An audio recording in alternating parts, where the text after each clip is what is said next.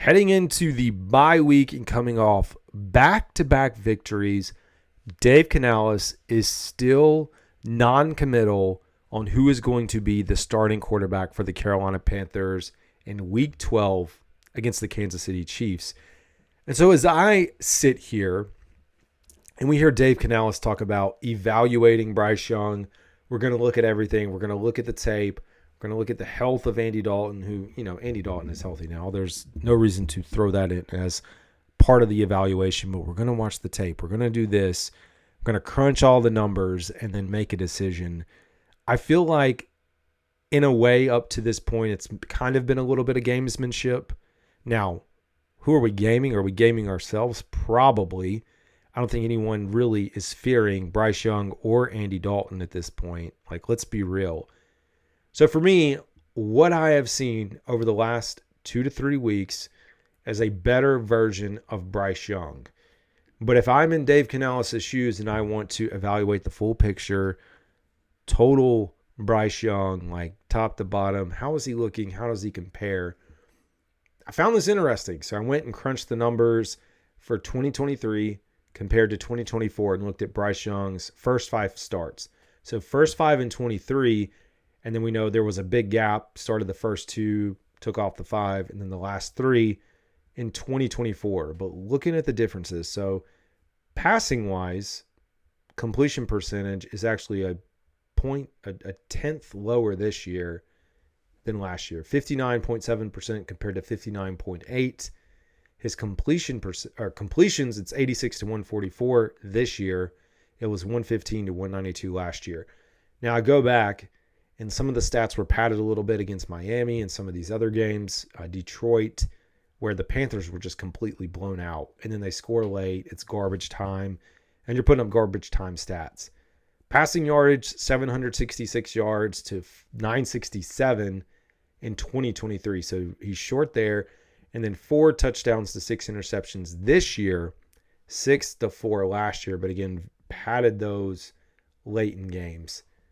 Sacked 10 times this year versus 16 last year. So I think the sack number being down shows improvements with Bryce Young as a processor, but also with the offensive line around him.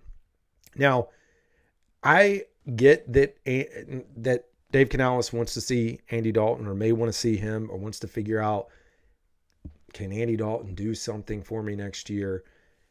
I feel like it's one of those situations where you know who Andy Dalton is. Like, no matter what, we know the style of quarterback that Andy Dalton is. And you know what you're going to get out of him. And if you think, like, for whatever reason, that you need to see him more, I mean, I don't know what that's going to accomplish. I think putting Bryce Young on the field right now is a good thing for him and a good thing for the franchise. So, like, if you're Dave Canales and no matter what Bryce does, you're never going to be satisfied and you want to get a new quarterback, you can still do that next year. But you also increase Bryce Young's trade value as you continue to put him out there. We already had teams inquiring for Bryce Young before the trade deadline, at the trade deadline. Teams want him. Teams feel like they can do something with Bryce Young. So if you're the Carolina Panthers, you want him on the field. You want him to keep showing improvement. You want to have people think that he can be an NFL quarterback, because then if you do absolutely want to move on from him, the door's open and then you get more in return than you would having him sit out. Now, when you compare both of these, and I've compared both of them, I feel like Andy's stats have been higher. I don't think there's any denying that. He does move the ball down the field more. Still don't know if that is play design, play calling, or if Dave Canales just doesn't trust Bryce Young as the quarterback to make some of those throws and decisions.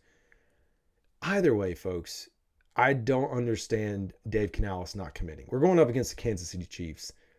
This is your opportunity, man. Like, put Bryce out there. Let's see what he does against the best team in the NFL, who right now is undefeated, could be undefeated going into that game. Still undefeated. So, like, why not? Why not give Bryce the chance to keep on doing what he's doing and going out there and trying to win us some football games? Now, I understand the Bryce haters, the Bryce whatevers. You're not impressed by the box scores, the stat lines, the throws, all that. That's fine.